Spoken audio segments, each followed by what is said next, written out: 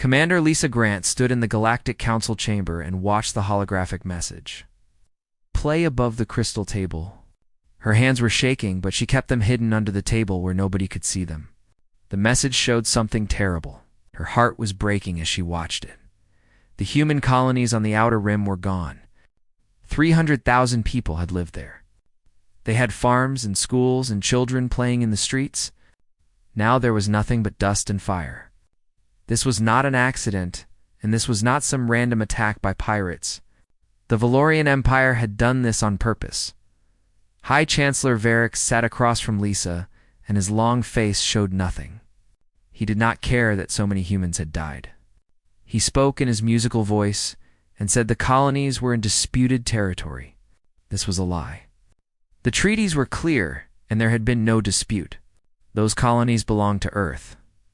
Lisa felt anger burning inside her chest. Humanity had followed every rule for 70 years. They had signed treaties in the blood of soldiers who fought to earn their place among the stars. They had been good neighbors and peaceful traders. And now the Valorians had killed 300,000 innocent people and acted like it meant nothing. The other aliens in the council chamber were watching to see what Lisa would do. The Valorians had always looked down on humans. They thought Earth was full of primitives who barely knew how to travel between stars.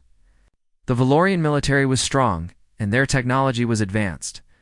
What could these young upstarts possibly do to them? Lisa stood up from her seat. Her boots made loud sounds on the polished floor. She looked at Varix and spoke in a calm voice that was more dangerous than shouting. She said Earth was withdrawing from the Galactic Concordat effective immediately. Every treaty and every accord and every promise of peace was now void. The chamber exploded with noise. Aliens from a dozen worlds started shouting at once. But Lisa was already walking toward the exit. Behind her, the holographic display changed to show something new. It was footage from the colony attacks. There among the Valorian strike teams was something that made even Varix pause. A woman in flowing robes that seemed to shimmer between dimensions with long silver hair falling down her back. Beside her was a creature that should not exist in this galaxy. An elf and her dragon. The recording showed the elf woman raising her hand. Magic symbols burned in the air around her fingers, and purple lightning tore through human defensive positions. The dragon was massive and terrible. It reduced entire city blocks to melted metal with flames that burned hotter than any plasma weapon. Varix called after Lisa. His voice was not so calm anymore. He said the elf was not with them by choice. The Valorians had found her ship drifting in dark space. They had merely recruited her. Lisa turned back and her eyes were cold as ice. She said that made it worse. The Valorians had aimed this woman at her people like a weapon. That was unforgivable. She left the chamber and activated her neural link to connect with the War Council back on Earth. The conversation was brief. The decision had already been made before she even asked the question. Humanity had spent 70 years playing by the galaxy's rules. They had accepted scraps and condescension while building their strength in secret. Now the mask would come off. Now the treaties that had bound their true military power would be dissolved. The galaxy would learn what humanity had been preparing for all. Along far away, in a research facility, hidden within the storms of Jupiter technicians, began activating systems that had waited decades for this moment. Admiral Kate Morrison stood before a window, watching as massive doors of the shipyard began to open. The vessels revealed bore no resemblance to what the galaxy thought was the human fleet. She gave the command to send word to all colonies. Operation Prometheus was now active, and humanity was going to war in the shadows between stars. The mysterious elf woman named Leorile stood on the bridge of her Valorian handler ship. Her dragon Stormwing was coiled beside her, looking small because of the collar around his neck. She had been a prisoner for so long and forced to fight in battles that were not her own. But something had changed today. She had felt at the moment the human commander walked out of that council chamber. A shift in the cosmic winds and a breaking of chains. The Valorians thought they controlled her, but they were wrong. Soon they would understand the difference between a weapon and a warrior who had simply been waiting for the right moment to strike. The galaxy had mocked. Earth. They had murdered children and families and expected humanity to bow down and accept it. Instead, they had awakened something far more dangerous. They had given humanity permission to show the universe what monsters they could become when everything was taken from them. The war was coming, and it would reshape the galaxy forever. The Valorian fleet arrived in the Kepler system with 200 warships. High Chancellor Varric stood on the bridge of his flagship feeling very confident. This would be a simple show of strength to bring the humans back to the negotiating table. Earth only had a small defense platform and a few patrol ships. This would be easy. Lyrile stood at the rear of the bridge with her dragon Stormwing beside her. The suppression collar around his neck kept him small, like a large dog. She could feel his anger and his desire to break free and burn everything. The collar used pain to keep them both obedient. It had kept them enslaved for 3 long years, but today felt different. The air seemed to hum with something she could not name. Varric gave the command without looking at her. He told them to deploy the elf and show these primitives what true power looked like. Lyrile moved to the shuttle, Bay with Stormwing padding silently beside her. Valorian guards surrounded them as they boarded the assault craft. She reached out with her magical senses to feel the shape of the battlefield ahead. Then she froze. The human defense platform was broadcasting something on all frequencies. It was not a surrender or a plea for mercy. It was a challenge spoken in perfect ancient Elvish, the ceremonial tongue of her people that had been old when this galaxy was young.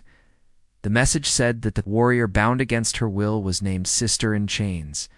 When the moment came, she should choose freely.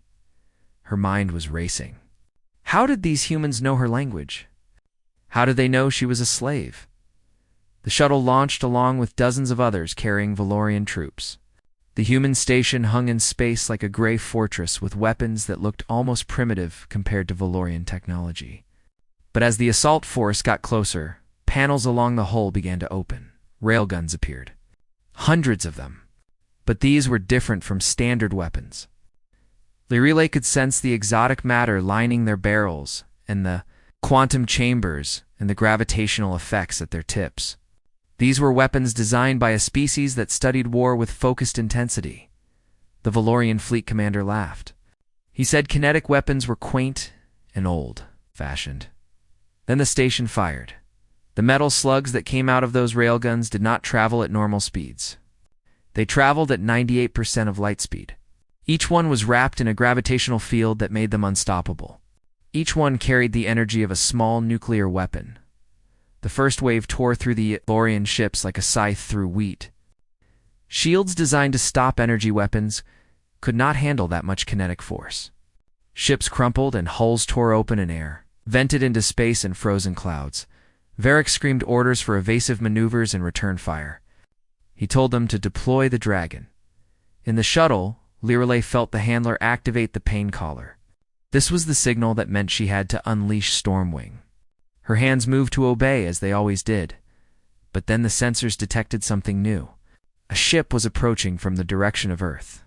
Just one ship, but unlike anything in the Valorian database. It was sleek and dark and covered in strange markings that made her magical senses. Scream warnings. The hull was inscribed with runes. Not human technology, but something far older. Elvish wardcraft. The defensive magic her people had perfected over millions of years.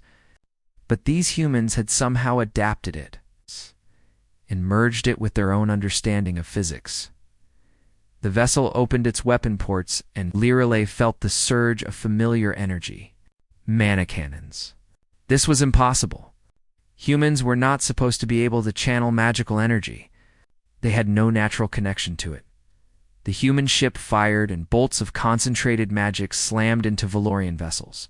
The attacks bypassed their technological shields completely.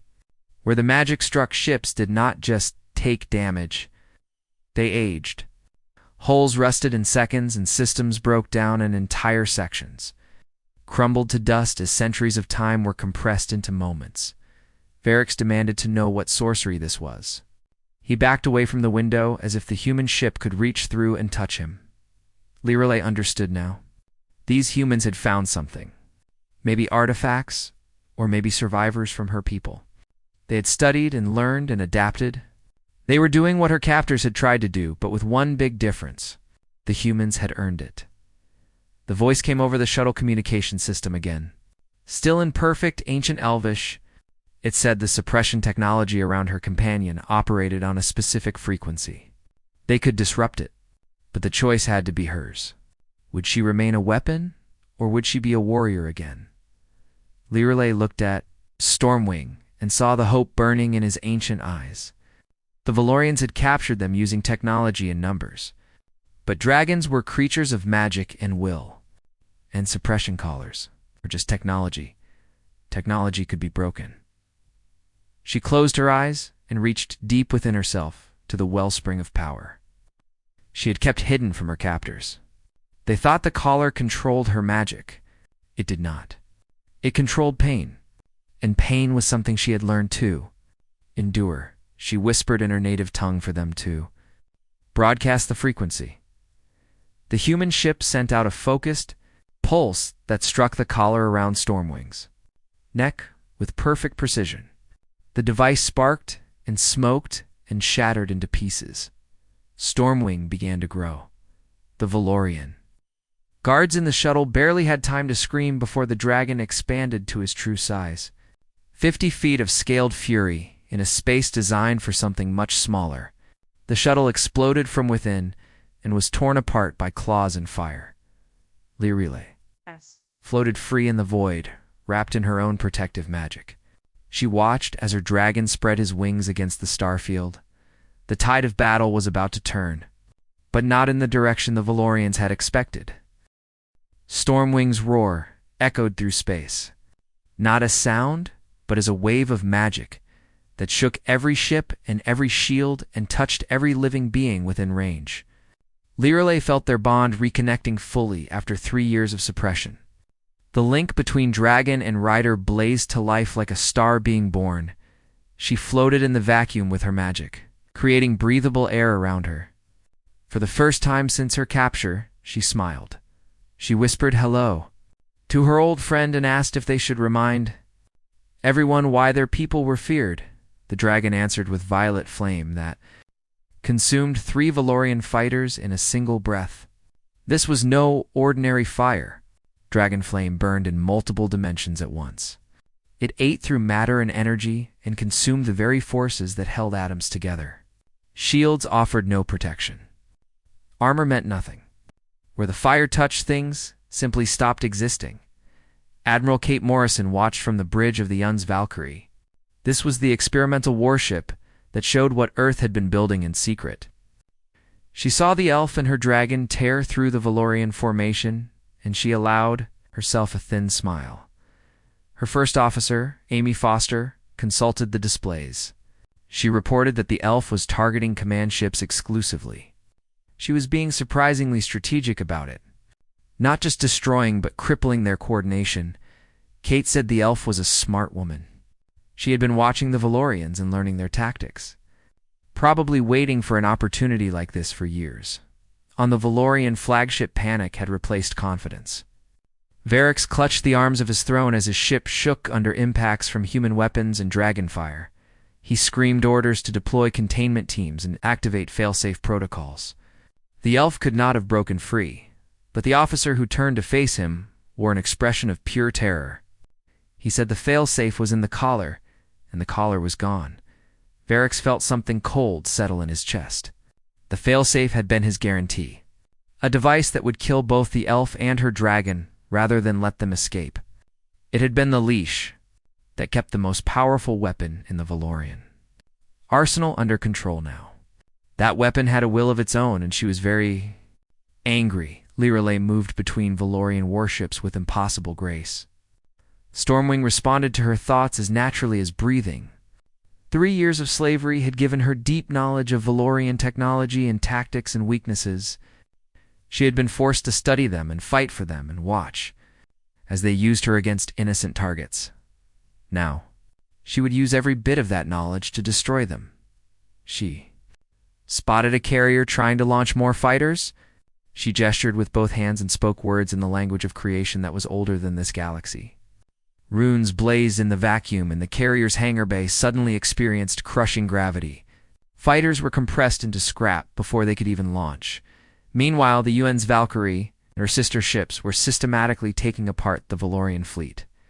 Earth had spent 70 years building these vessels in secret, hiding them in the outer solar system, perfecting designs that combined human engineering with ancient technologies. The Valorian shields had never encountered anything like this. Kinetic rounds moving at incredible speeds and wrapped in magical fields that let them pass through normal defenses. Amy reported they were receiving a communication from the elf. Audio only, but she was speaking perfect English. Kate raised an eyebrow and told her to put it through. The voice that came through the speakers was beautiful, but had an edge like steel. The speaker said she was Lirelei Stormweaver, formerly of the Eternal Courts of Sylvandril. She assumed Kate was the one who freed her. Kate introduced herself as Admiral Kate Morrison of United Nations Space Command. She confirmed they had disrupted the restraints, though she suspected Lirelei could have broken them eventually. A sound that might have been a laugh came through. Lirelei said perhaps, but the timing was perfect. She proposed a temporary alliance. Kate wanted to punish the Valorians for their crimes, and Lirelei wanted to punish them for 3 years of slavery. Their goals were aligned. Kate agreed without hesitation. But after this battle, they needed to talk. How did an elf end up in this galaxy when her people had not been seen here in millions of years? Lirelei said it was a long story. One she would share over something stronger than water if humans still drank alcohol. Kate replied dryly that humans invented beer before they invented writing. She thought they could accommodate her. The battle raged for another 2 hours. The Valorian fleet that had arrived with such confidence was reduced to a handful of ships desperately trying to retreat. Varrix's flagship was dead in space with its engines, destroyed by human railguns and dragon magic. Lirelei brought Stormwing alongside the crippled vessel, hovering outside the bridge windows. She could see Varrix inside and see the fear in his eyes. Good. Let him feel what his victims had felt. She raised her hand, and magic projected her voice directly into the bridge. She told Varrix to remember this moment. Remember that he had underestimated 2 races today. The humans were not primitives, and she was never his weapon. Only his prisoner, waiting for the right moment to strike. Varrix begged. He said they could negotiate. Lirelei said he had his chance for negotiation. He chose to murder 300,000 civilians instead. Now he would return to his empire with a message. Earth had gone to war, and they had allies beyond comprehension. Every race that mocked them, and every government that looked down on humanity, should be told that the age of underestimating Earth was over. She gestured, and Stormwing's tail struck the flagship with controlled force, enough to send it spinning toward Valorian space, but not enough to destroy it. They would limp home as survivors, bearing witness to their defeat. As the remnants of the fleet fled, Lirelei guided Stormwing toward the Valkyrie. The dragon was too large to dock, but he could shrink again. Now by choice rather than force, Kate Morrison stood in the docking bay as the elf woman stepped through the airlock. Her dragon had reduced to the size of a large wolf and walked at her side. The Admiral extended her hand in greeting. She welcomed Lirelei aboard and said this was the beginning of an interesting partnership. The elf clasped the offered hand, and her ancient eyes met Kate's with respect.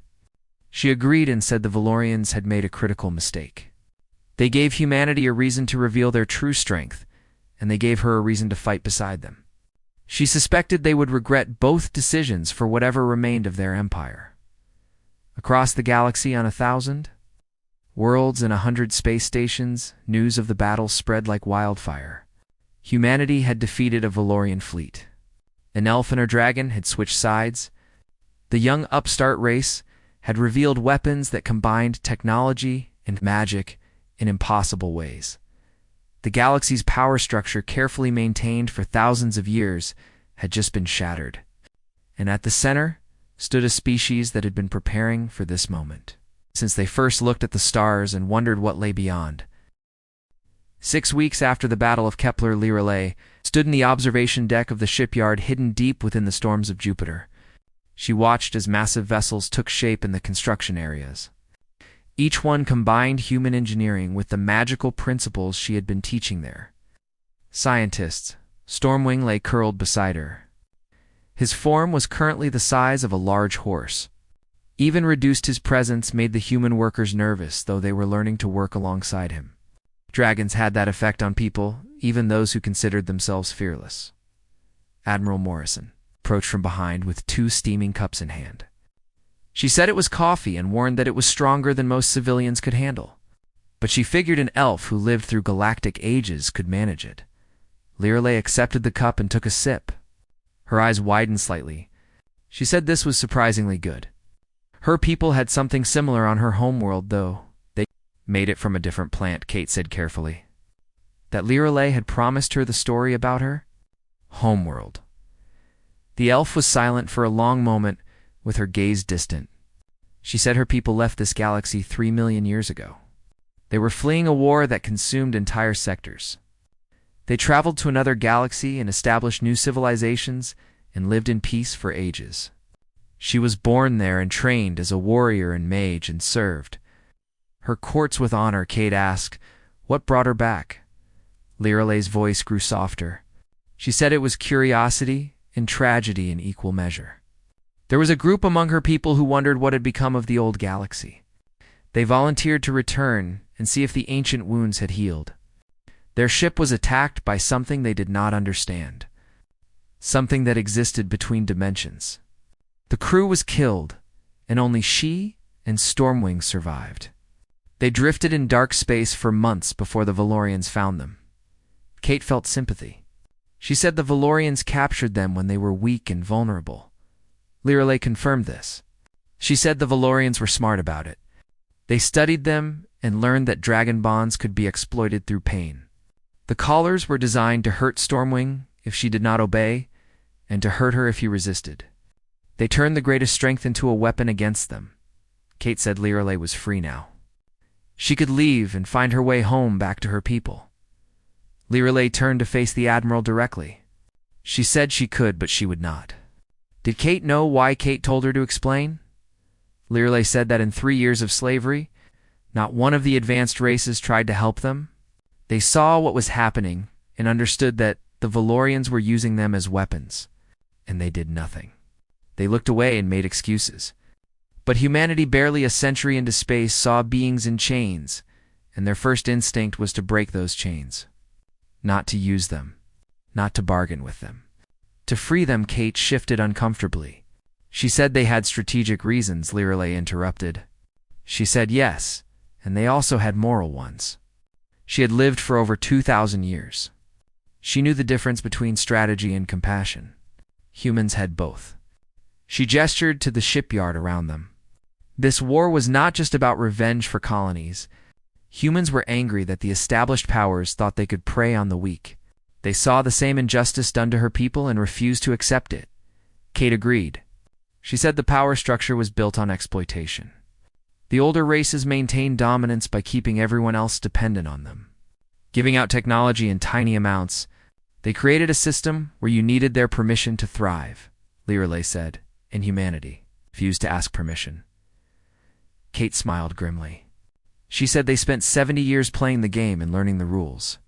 Now they were showing everyone they learned how to cheat, which was where Lirelei came in. The magical knowledge she was sharing was changing everything. Their scientists were excited. They had been trying to understand mana manipulation for decades, but she gave them a framework. Lirelei nodded.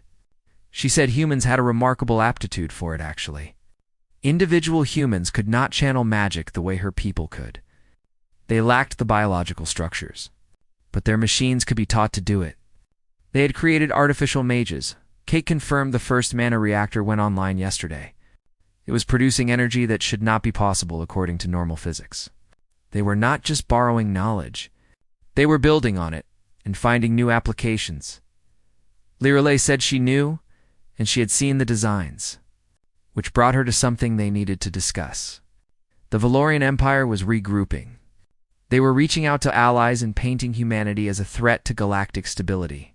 Humans had won one battle, but the war was about to get much worse, Kate said with more confidence than she felt to let them come. They were ready. Lirelei challenged this. She asked if they were really ready. The Valorians had client races with technologies humans had not encountered yet. Biological weapons, and dimensional warfare and psychic attacks. And there were powers in this galaxy that made the Valorians look like children playing with toys. Kate was quiet for a moment. She said Lirelei was telling them they were in over their heads. Lirelei said they needed allies. Real ones. Races that would stand with them not because of threats or bribes, but because they believed in what humanity was fighting for. Kate asked where they could find such races. The governments had made it clear they saw humans as upstarts. Lirelei smiled, and for the first time, Kate saw genuine warmth in it. She said governments, yes, but there were others. Exiles and rebels. Races that had been pushed to the margins by the very system humanity was challenging. She knew where to find them. She and Stormwing could make contact and serve as emissaries. Kate said that was a dangerous job. Lirelei replied that she had lived for 2,000 years and survived the death of her crew and spent 3 years as a slave. Danger was relative. Besides, she and Stormwing owed the Valorians a debt, and she always paid her debts. Kate studied the elf for a long moment, then nodded. She said she had a mission then. There was a species called the Kryn, reptilian and highly territorial. They had been in a cold war with the Valorians for centuries. If anyone might ally with humans, it was them. Lirelei repeated the name thoughtfully. She said they were dragon-like in some ways. Stormwing might appreciate meeting them. Very well, they would make contact. But while she was gone, she wanted Kate to promise something. Kate asked what that was. Lirelei said not to become like them. She gestured to the galaxy beyond. The old powers and established empires started with noble goals too.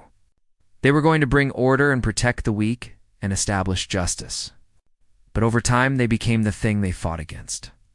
Power corrupts even righteous power. Kate met the elf's ancient gaze steadily. She said she could not promise perfection.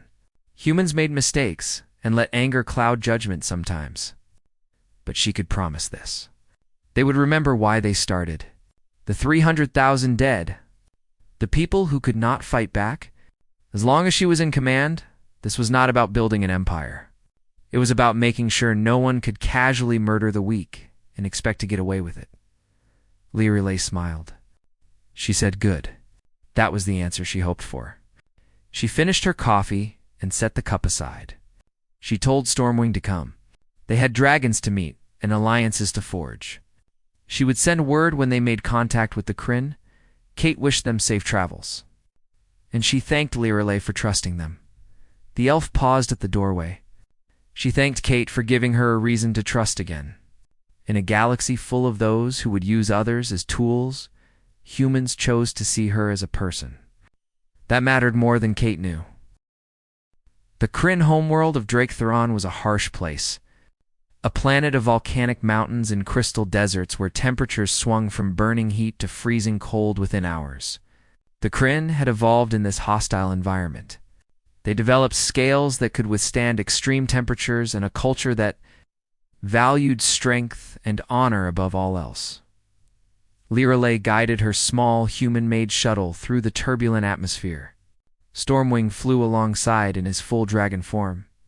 The Kryn had initially refused to grant them landing permission, but when they detected Stormwing's energy signature, magical and powerful enough to show on their sensors from orbit, their response changed dramatically. Now, Lirelei stood in the grand chamber of the Kryn High Command. She faced beings that resembled upright walking dragons themselves. 12 feet tall and covered in black scales that reflected light. Their eyes burned like molten gold. High Commander Serax, leader of the Kryn military, studied Lirelei with clear fascination. He said, an elf. They thought her kind had left this galaxy long ago and abandoned it to the younger races. Lirelei replied calmly that some of them returned. They found that the younger races had grown arrogant in their absence. The Valorian Empire in particular, Serax's lips pulled back in what might have been a smile showing rows of crystal teeth. He said the Valorians had been problems for 3 centuries, always expanding and always demanding the Kryn acknowledge their rightful authority over this sector. Lireley stated that the Valorians murdered 300,000 human civilians. Then they mocked Earth when they protested.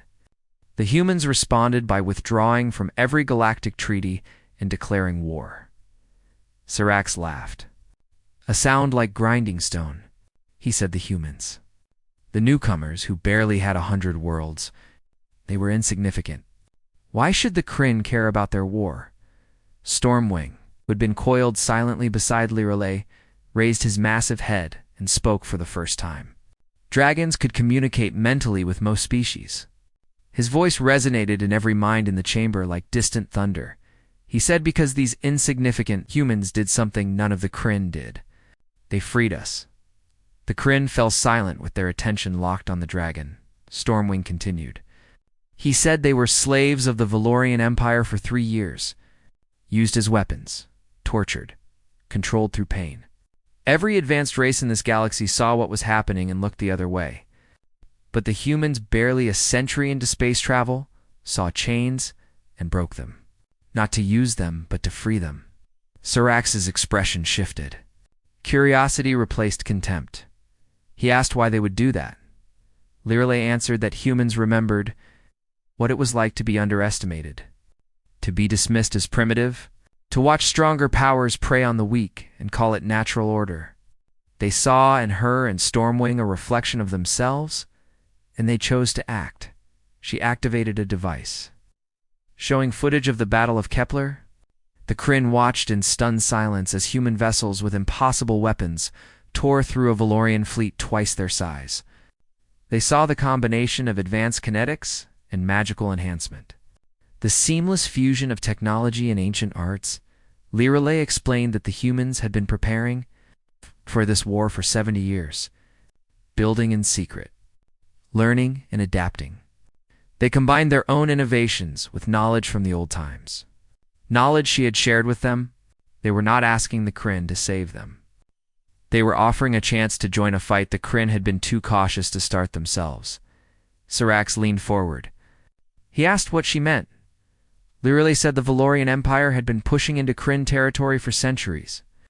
The Kryn resisted through diplomacy and limited fights, but never committed to full war because they feared the cost. They saw the Valorian fleet and alliances and seemingly endless resources. But humans had proven those resources were not endless. They showed that Valorian shields could be broken and ships destroyed and arrogance punished. The Empire was vulnerable now, mobilizing for war on multiple fronts. If the Kryn wanted to secure their borders and break Valorian power in this sector, they would never have a better opportunity. Sirax asked what happened if they refused. Stormwing's mental voice was cold. He said then the humans would fight alone. And if they won, they would remember which races stood with them and which stood aside. Did the Kryn really want to teach a species this innovative and determine that they were just another group of cowards hiding behind? Neutrality. The chamber erupted in angry hisses. Sirax raised a clawed hand for silence. He said Stormwing dared to insult them in their own chamber. The dragon replied that he dared to speak the truth, something few seemed willing to do in this galaxy. The Kryn were warriors. They should act like it. Choose a side. The oppressor they had feared for centuries, or the liberators who proved the oppressor could bleed. Lireley held her breath. This was the moment. Either they would gain a powerful ally, or she would barely escape with her life. Sirax was silent for a long moment. Then, to her surprise, the Kryn commander threw back his head and laughed. A deep, booming sound that shook the walls. He said by the fires of the old volcano he liked their audacity. Very well, the Kryn would join humanity's war. Not because they trusted these humans. They barely knew them. But because Stormwing was right. The Valorians had been a plague on this sector for too long, and the Kryn had been cowards to tolerate it. He turned to his officers. He ordered them to mobilize the 3rd and 5th fleets. They were taking back the border systems the Valorians seized 20 years ago. And they were doing it now while the Valorians were distracted with their human problem. Lireley felt relief wash through her, but Sirax was not finished. He said, however, they wanted something in return. Her knowledge of the old magics, The techniques she shared with the humans, the Kryn wanted them too. Their scientists had theories about combining their natural abilities with structured magical frameworks, but they lacked foundational understanding. Lyrily agreed immediately. She said she would send one of the human mage engineers to work with their people. They had been developing hybrid systems, technology that channeled magical energy. The Kryn might find them fascinating. Sirac seemed amused. He said, a human teaching Kryn how the galaxy had changed. Very well. Tell the human admiral they had allies. But also tell them this. The Kryn fought for their own reasons, not as servants. They were partners in this war, not subordinates. Lyrily replied with a slight bow that she would not expect anything less. Admiral Morrison felt the same way. She wanted allies who chose to fight, not vassals who were forced to. As Lyrily and Stormwing departed from the planet, the dragon spoke privately into her mind. He said that went better than expected, though, he thought. It might attack when he called them cowards. Lyrily said he took a calculated risk. Sometimes warriors respected directness more than diplomacy. Stormwing replied warmly that he learned from the best. She had changed since they were freed. Before she was cautious and measured. Now she spoke with confidence of someone who remembered what they were fighting for. Lyrily smiled as the stars stretched around them. She said the humans reminded her of something she had forgotten after years of imprisonment. That strength without purpose was just violence. But strength in service of justice was something worth fighting for. Back on the UNS Valkyrie, Admiral Morrison received the report with satisfaction.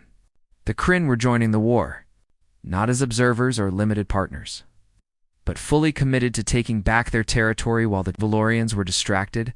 Her tactical officer reported that the strategic situation just shifted dramatically. If the Kryn hit Valorian border worlds while humans assaulted core territories, they would split the enemy fleet. The Valorians would not have numbers to defend both fronts. Kate agreed but warned against overconfidence. The Valorians still had allies they had not accounted for. And there were older, more powerful forces in this galaxy that had been silent so far. They could not assume those forces would stay neutral forever. She was right to be cautious. In the shadows between stars, ancient powers were beginning to stir. An alliance of races that had ruled the galactic core for 1,000,000 years watched the conflict with growing concern. Humanity's rapid advancement, their fusion of magic and technology, their willingness to challenge established order. It reminded them of another upstart race that tried to upset the balance long ago. That race had been destroyed as an example to others. The question now was whether humanity would suffer the same fate or whether they had grown strong enough to survive what was coming. 3 months after the Battle of Kepler, the war had spread across a dozen sectors. Human vessels struck at Valorian supply lines while Kryn fleets hammered their border defenses. The Valorian Empire that started the conflict, expecting easy victory now, found itself fighting for survival. And in the midst of chaos, Lyrily Stormweaver rode her dragon into battle after battle, a symbol of everything the old powers had forgotten. That true strength came not from domination, but from bonds forged between free beings, who chose to fight together. She had been a prisoner and a weapon, but now fighting alongside humans who saw her as equal and Kryn who respected her as a warrior, she had become something far more dangerous. She had become free. And she would burn down any empire that tried to take that freedom away.